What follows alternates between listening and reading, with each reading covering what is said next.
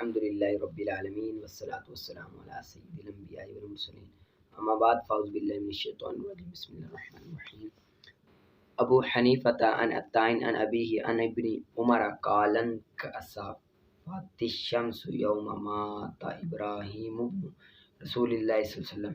حضرت ابن عمر سے روایت ہے کہ رسول اللہ کے صاحبزادے حضرت ابراہیم کے انتقال کے دن سورج گرہن لگ گیا۔ لوگوں نے کہا کہ حضرت ابراہیم کے انتقال کے بعد سورج میں گرہن لگا ہے۔ نبی کریم صلی اللہ علیہ وسلم نماز کے لیے کھڑے ہوئے اور اس قدر طویل قیام فرمایا کہ لوگوں نے خیال کیا کہ آپ رکوع نہیں کریں گے۔ پھر آپ نے رکوع کیا قیام ہی کی برابر، پھر رکوع سے سر اٹھایا تو آپ کا قیام رکوع کے برابر تھا، پھر سجدہ کیا قیام کے برابر، پھر بیٹھے تو دو سجدوں کے درمیان سجدے کی مقدار بیٹھے،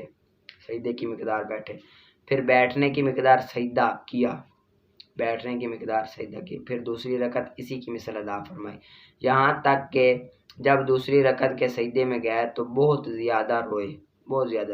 ہم نے آپ کو یہ کہتے ہوئے سنا کہ اے اللہ کیا تو نے مجھ سے وعدہ نہیں فرمایا تھا کہ تو ان کو عذاب نہیں دے گا جب تک میں ان میں ہوں۔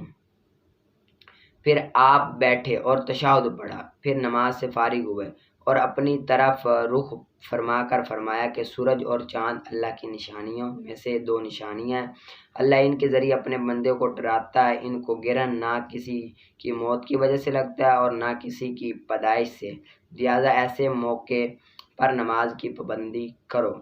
اور البتہ میں نے خود کو دیکھا کہ مجھ کو جنت کے نزدیک کیا گیا، حتیٰ کہ اگر میں چاہتا تو اس کے درختوں کی کسی شاخ کو چھو کر لے سکتا تھا، پکڑ کر لے سکتا تھا، اور مجھ کو دوزخ کے نزدیک کیا گیا یہاں تک کہ میں نے اس کی سوزش سے بچنا چاہا، اور البتہ میں نے دیکھا کہ اللہ کے رسول کا چور دیکھا۔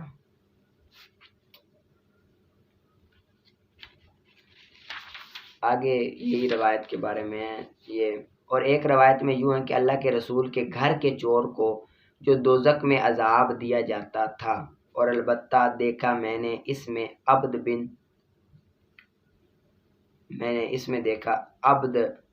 بن دعدہ جو حاجیوں کے کپڑے وغیرہ چراتا تھا اپنی خمدار لکڑی سے، اور البتہ میں نے دوزخ میں دیکھا قبیلہ حمرہ کی ایک سانولی عورت کو جو ایک بلی کی وجہ سے عذاب دی جا رہی تھی، جس کو اس نے باندھ رکھا تھا، نہ اس کو کچھ کھانے کو دیتی تھی نہ اس کو چھوڑتی تھی کہ وہ زمین کے کیڑے مکوڑے کھائے۔ جو حاجیوں کو وہ اس طرح چلاتا تھا، اپنی لکڑی تھی، لکڑی کے آگے نا اس طرح لوہے کا وہ کھنڈا اس نے لگایا ہوا تھا، وہ اس طرح لے کر جاتا اور چرا لیتا سامان، جب کوئی دیکھتا تو وہ کہتا غلطی سے میری لکڑی کے ساتھ یہ لگ گیا، اڑ گیا ہے، ٹھیک ہے۔ اور ایک روایت میں اسی جیسا ہے اور اسی میں ہے کہ البتہ میں نے دیکھا عبد بن دعدہ کو اپنی ٹیڑھی لکڑی سے حاجیوں کو چوری کرنے والے کو اگر اسے کسی نے نہیں دیکھا تو سامان لے جاتا، اور اگر کسی نے اس پر نظر پڑتی تو کہتا کہ میری ٹیڑھی لکڑی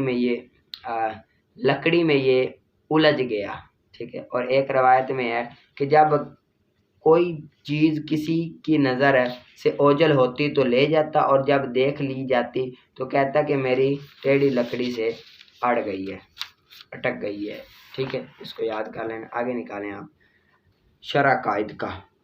یہ آگے الایمان، یہ ایمان کا بیان ہے۔ فی اللغت التصدیق ای اذعان حکم المخبر، ایمان لغت میں تصدیق کا نام ہے، تصدیق کو کہتے ہیں۔ ای اذعان حکم المخبر یعنی خبر دینے والے کے حکم کا یقین کرنا، خبر جو دے رہا ہے اس کے حکم کا یقین کرنا اور اس کو قبول کرنا اور اس کو صادق قرار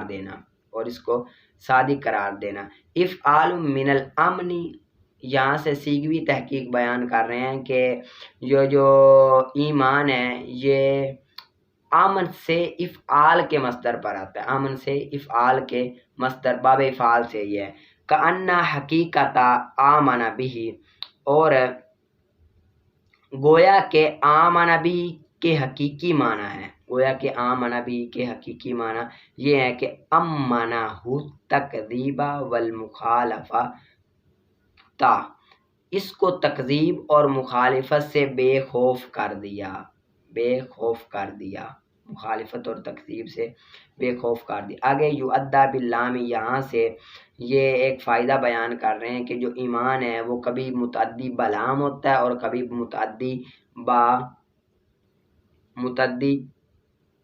بالبا ہوتا ہے، متعدی باللام ہوتا ہے، کبھی بالبا ہوتا ہے۔ متعدی باللام کی مثال جس طرح کہ اللہ تعالیٰ کے قول ہے حضرت یوسف علیہ السلام کے بھائیوں کے بارے میں حکایت کی کہ یوسف وما انت بمؤمن لنا، وما انت بمؤمن لنا، یعنی کہ اس سے مراد لام، لنا سے مراد بمصدقین، کیا ہے؟ بمصدقین، اسے میں لام کیا ہے؟ یہ متعدی باللام ہے۔ اور با کے ساتھ جس طرح کہ رسول اللہ کے قول میں الایمان ان تؤمن باللہ، کہ اب الحدیث ای تصدیقو، اب یہاں پر با جو ہے باللہ میں با یہ تصدیق کرنے کے معنی میں، یعنی کہ تو تصدیق کر، تو کیا کر؟ تصدیق کر، ٹھیک ہے۔ اس کو یاد کر لینا، تھوڑا سا دے رہا ہوں لیکن اچھی طرح سے یاد کرنا۔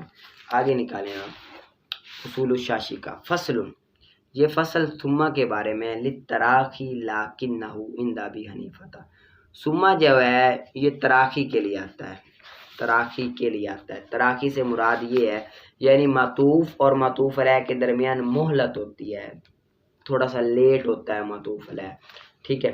اور امام صاحب کے نزدیک ثم تراخی فی لفظ اور حکم کا فائدہ دیتا ہے، لفظوں میں بھی لیٹ واقع ہوتا ہے، لفظوں میں بھی تھوڑا سا بعد میں واقع ہوتا ہے اور حکم میں بھی بعد میں واقع ہوتا ہے، جس طرح کہ صاحبین کے نزدیک ثم صرف تراخی کے لیے آتا ہے، تراخی فی الحکم کے لیے آتا ہے، لفظوں میں نہیں۔ جس طرح کہ تراخی فی اللفظ کا مطلب یہ ہے کہ تلفظ میں بھی بعد میں ہو، تراخی ہو، اور حکم میں بھی بعد میں ہو، یعنی کہ اس نے کچھ دیر پہلے کہا جانی زیدن، تھوڑی دیر بعد کہا ثم عمر، اب یہ جو تھوڑی دیر بعد کہنا ہے نا تو یہ امر کے لیے، تو ثم جس طرح حکم میں بعد کے لیے آتا ہے اس طرح لفظوں میں بھی تھوڑا سا لیٹ واقع ہوتا ہے، ٹھیک ہے۔ اور حکم کا مطلب یہ ہے کہ زید کچھ دیر پہلے آیا اور امر کے آنے کے بعد آیا، یعنی کہ امر کے آنے کا حکم کچھ دیر بعد میں واقع ہوا، زید کچھ دیر پہلے، امر کا حکم بعد میں واقع ہوا۔ تو امام صاحب کے نزدیک لفظوں میں بھی وہ تھوڑا سا دیر میں ہوتا ہے اور حکم میں بھی دیر میں ہوتا ہے، لیکن صاحبین کے نزدیک وہ حکم میں تو دیر میں ہوتا ہے لیکن لفظوں میں وہ پہلے ہی ہوتا ہے، ٹھیک ہے۔ فصل تراخی کے لیے تھا لیکن امام صاحب کے نزدیک فائدہ دیتا ہے تراخی کا فی لفظ اور حکم میں، اور صاحبین کے نزدیک فائدہ دے گا تراخی فی الحکم کا، ٹھیک ہے۔ اور ان کا بیان اس بارے میں کہ جب کہے غیر مدخولہ کے لیے، غیر مدخولہ بھی ہاں کے لیے کہے، جس کے ساتھ دخول نہیں کیا اس کے لیے کہے ان دخلت الدار فانت طالق ثم طالق ثم طالق، ٹھیک ہے۔ کسی شخص نے یہ کہا ان دخلت الدار فانت طالق ثم طالق ثم طالق، اب امام صاحب کہتے ہیں کہ ایک طلاق جو ہے فانت طالق یہ معلق ہوگی دخول دار کے ساتھ، یعنی کہ جب گھر میں داخل ہوگا تو پھر یہ واقع ہوگی۔ اور جو ثم طالق والی ہے کہ یہ تراخی کے لیے آیا تو یہ فی الفور ہی واقع ہو جائے گی، یہ کیا ہوگی؟ فی الفور ہی واقع ہو جائے گی۔ اور جو تیسری طلاق ہے یہ لغو چلے جائے گی، کیونکہ جس عورت سے دخول نہ کیا جائے وہ اس عورت کو ایک طلاق دی جائے وہ ایک طلاق سے ہی بائنہ ہو جاتی ہے، دوسری تیسری دینے کی ضرورت ہی نہیں ہے، ٹھیک ہے۔ آگے ترجمہ کرتے ہیں، پس امام صاحب کے نزدیک پہلی طلاق دخول پر معلق ہوگی اور دوسری طلاق فی الحال واقع ہو جائے گی اور تیسری لغو چلی جائے گی، اور صاحبین کے نزدیک تینوں طلاقیں دخول پر معلق ہوں گی، پھر دخول کے وقت ترتیب ظاہر ہوگی لہذا ایک ہی واقع ہوگی۔ مطلب یہ ہے امام صاحب کے نزدیک ثم کس کے لیے کہ تراخی فی اللفظ فی الحکم کے لیے آتا ہے، تو اسی لیے انہوں نے کہا کہ پہلی جو ہے انت طالق تو یہ تو واقع ہوگی دخول کے ساتھ، شرط کے ساتھ معلق ہوگی، جو دوسری ہے وہ فی الفور ہی واقع ہو جائے گی، کیونکہ جب وہ داخل ہوں، یہ جب انہوں نے جملہ کہا نا، جملہ کہ ان دخلت الدار فانت طالق، یہ یعنی کہ یہ رک گیا، پھر سانس نکالا، پھر اس کے بعد کہا ثم طالق، تو طلاق والی ہے. تو اب یہ اس کا کہنا یہ اس کو طلاق والا کر دیا. ٹھیک ہے. اور آگے پھر دوسری ثم طالق، یہ بھی طلاق والا کر دیا، یعنی کہ 2 طلاقیں واقع ہوگی، لیکن دوسری واقع ہوگی، تیسری واقع نہیں ہوگی. تیسری واقع کیوں نہیں ہوگی؟ کیونکہ جو عورت ہوتی ہے منکوحہ، دخول نہ کیا، اس کو ایک طلاق دیجیے، وہ ایک سے ہی بائنہ بن جاتی ہے. ٹھیک ہے. دوسری تیسری لغو چلی جائے گی. اور صاحبین کے نزدیک وہ کہتے ہیں کہ تینوں شرط پر معلق ہوگی، دخول دار پر معلق ہوگی تینوں. ٹھیک ہے. کیونکہ ان کے نزدیک فی الحکم ہے، تراکی فی الحکم میں تھوڑا سا لیٹ ہوتا ہے کام. ٹھیک ہے. حکمن لفظاً نہیں ہے. تو وہ کہتے ہیں کہ یہ تینوں ایک ساتھ ہی جب داخل ہوگی تو واقع ہو جائے گی، لیکن بعد میں پھر ایک واقع ہو جائے گی، باقی 2 جو ہوگی وہ اٹھ جائے گی، کیونکہ باقی 2 کی ضرورت ہی نہیں ہے. جو عورت ہوگی کیا چیز، تو جو عورت ابھی تک اس کا دخول نہیں ہوا، تو اس عورت کو 3 طلاقیں ہوتی نہیں. ایک طلاق سے جب بائنہ ہو رہی ہے تو دوسری 2 جو ہوگی وہ لغو چلی جائیں گی بعد میں. ٹھیک ہے. یہ یاد کر لینا. آگے نکالیں آپ کنز الدقائق کا باب النفقاتی، نفقے کا باب ہے. یہ کس کا باب ہے؟ نفقے کا، یعنی کہ نفقہ اس کو کہتے ہیں کہ خرچ وغیرہ دینا.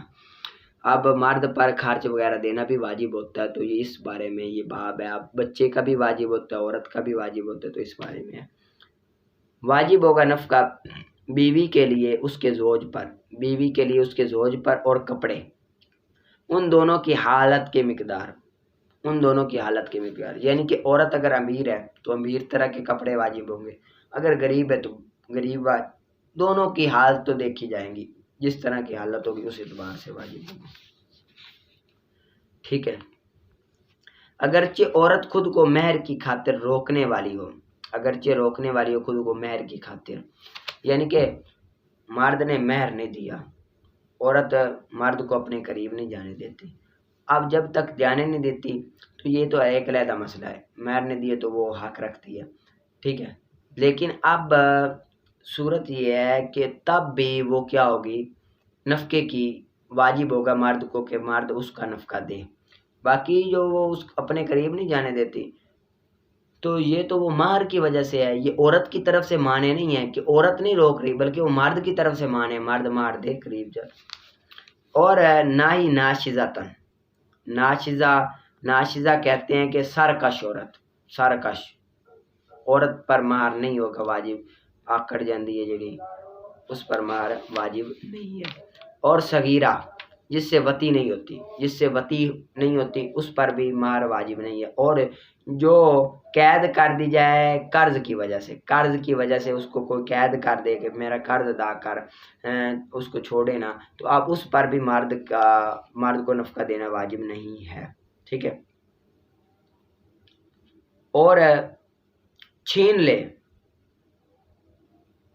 لے یعنی کہ مغصوبہ ہو جائے، کوئی پکڑ کر لے جائے عورت کو، تو اب وہ چھین لے، غصب کر لے، چاہے زبردستی لی جائے، تو تب بھی واجب نہیں ہوگی مرد پر اس کو نفقہ دینا. اور حج کرے غیر شوہر کے ساتھ، غیر شوہر کے ساتھ اگر حج کرے تو تب بھی. اور مریض ہو اور ایسی بیمار ہو کہ اس سے شب زاری کی بھی نوبت نہ آئے، نہ نوبت آئے شب زاری کی نوبت نہ، اتنی بیمار ہو جائے اور اپنے گھر میں پڑی ہے، اب وہ اپنے باپ کے گھر میں ہے تو وہ اس کے گھر میں اس پر نفقہ واجب نہیں ہوگا، کیونکہ ابھی تک وہ آئی ہی نہیں ہے اس کے پاس. ٹھیک ہے. اور اس کے خادم کا نفقہ، اور اس کے خادم کا نفقہ اگر مالدار، اگر شوہر مالدار ہو تو ٹھیک ہے، تو اس کے خادم کا نفقہ بھی ادا کرے گا شوہر. اگر نفقے سے عاجز ہو تو تفریق نہیں کرائے گی، اور اگر عاجز ہو تو تفریق نہیں کرائے گی، نفقے سے عاجز ہو تو تفریق نہیں کرائی جائے گی، بلکہ کیونکہ وہ اب غریب ہے، عورت کا کرے کہ اس کے خادم کا بھی کرے، وہ خادم کا خود کرے تو تفریق نہیں کرائی جائے گی. ٹھیک ہے. بلکہ عورت کو شوہر کے نام پر قرض لینے کا حکم دیا جائے گا کہ قرض لے لے مرد کے نام پر، اور مالداری کا نفقہ پورا کیا جائے گا. جب مالدار ہوگا تو وہ واپس کر دے گا، اور نفقہ بھی پھر پورا کیا جائے گا، یعنی کہ خود دے گا شوہر. اور شوہر کے مالدار ہونے کی وجہ سے اگرچہ قاضی نفقہ مفلسی پر حکم کر چکا۔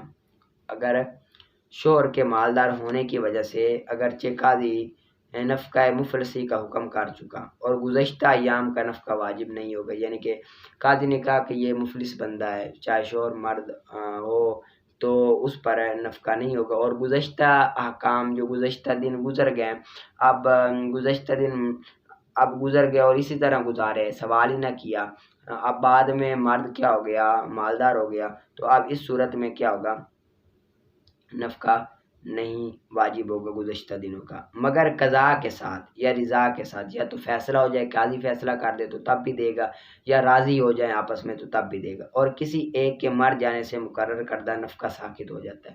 اگر عورت مر جائے یا مرد مر جائے تو نفقہ کیا ہوگا، ساقط ہو جائے گا، ادا نہیں کرے جائے گا، اور پیشکشی دیا ہوا نفقہ واپس نہ لیا جائے گا، یعنی کہ پہلے دیا ہوا نفقہ وہ واپس بھی نہ لیا جائے گا، ٹھیک ہے۔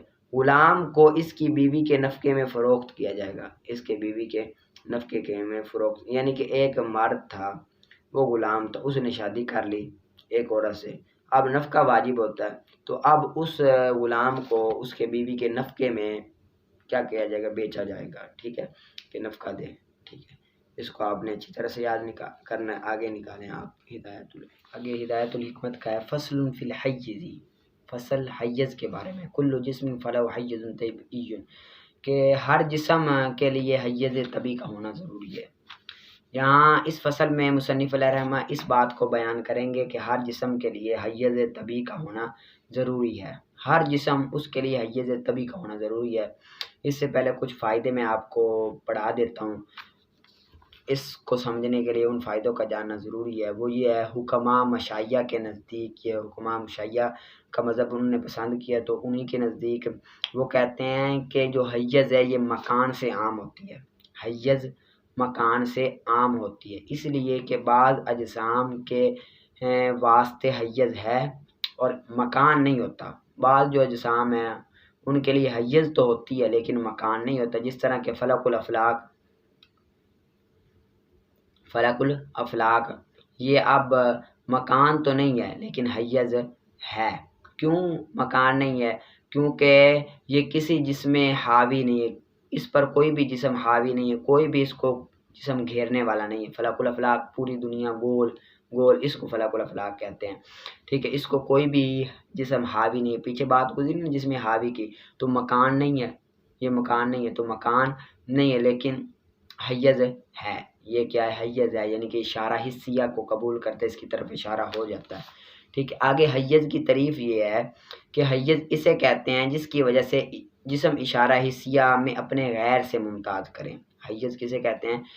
جس کی وجہ سے جسم اشارہ حسیہ میں اپنے غیر سے ممتاز ہو، جب اشارہ کریں اس کی طرف تو جسم اپنے غیر سے ممتاز ہو، جس طرح کہ کوئی میری طرف اشارہ کرے تو میں اپنے غیر سے دوسرے لوگوں کے سے کیا ہو جاؤں گا، ممتاز ہو جاؤں گا۔ میں اس دیوار کی طرف اشارہ کروں تو یہ دیوار کیا ہوگی، اپنے غیر دوسری دیواروں سے ممتاز ہو جائے گی، تو اس کو حیز کہتے ہیں۔ آگے اگر جسم کے لیے مکان ہو تو وہی اس کے لیے حیز ہوگی، جس جسم کے لیے جو مکان ہو وہی اس کے لیے حیز ہوگی۔ اگر مکان نہ ہو جیسے فلک الافلاک تو اس کے لیے کی حیز وہی وضع ہوگی، اس کی حیز وضع ہوگی، وہی وضع ہوگی، یعنی کہ وہی فلک الافلاک جو وضع ہوگا اس سے ہوگی، جس کی وجہ سے یہ دیگر اجسام سے ممتاز ہو گئے۔ یعنی کہ جب ہم افلاک کی طرف اس طرح اشارہ کریں تو اب اس کے لیے مکان نہیں ہے، ٹھیک ہے، مکان نہیں ہے، لیکن اس کی جو حیز ہے اشارہ یہ وضع ہے، پوری کی پوری ہے، پوری کی پوری، یعنی کہ اشارہ ہو رہا ہے۔ اور اگر یعنی کہ جس کے لیے مکان ہو تو اس کی حیز بھی وہی ہوگی، جس طرح کہ یہ جسم ہے اس کے لیے مکان یہ ہے تو حیز بھی اس کی بھی یہی ہے۔ اب یہی اس کے لیے حیز ہے، کیا ہے؟ اس کے لیے یہی حیز ہے۔ آگے چوتھا ہے فائدہ کہ حیز طبی کہتے ہیں کسی جسم کی وہ حیز ہوتی ہے، کسی جسم کی وہ حیز ہوتی ہے کہ اس کی طبیعت اس حیز میں رہنے کا تقاضا کرے۔ کسی جسم کی وہ حیز ہوتی ہے جس میں حیز طبی کہتے ہیں کسی جسم کی وہ حیز ہوتی ہے کہ اس کی طبیعت اس حیز میں رہنے کا کیا کرے، तकाजा करे, यानी कि तबीयत चाहे कि मैं इधर ही रहूं, इस हैज में रहूं या इस हैज में रहूं, इस जगह पर रहूं या उस जगह पर रहूं, तबीयत तकाजा करे। इस तरह के मछली की तबीयत क्या तकाजा करती है, वो पानी में हैज पानी में रहने की तकाजा करती है, या हम ऊपर रहने का तकाजा करते हैं या नीचे रहने का, ये तबीयत तकाजा करे। ठीक है, आगे पांचवा है कि कवासिर, ये कासिर की जमा है।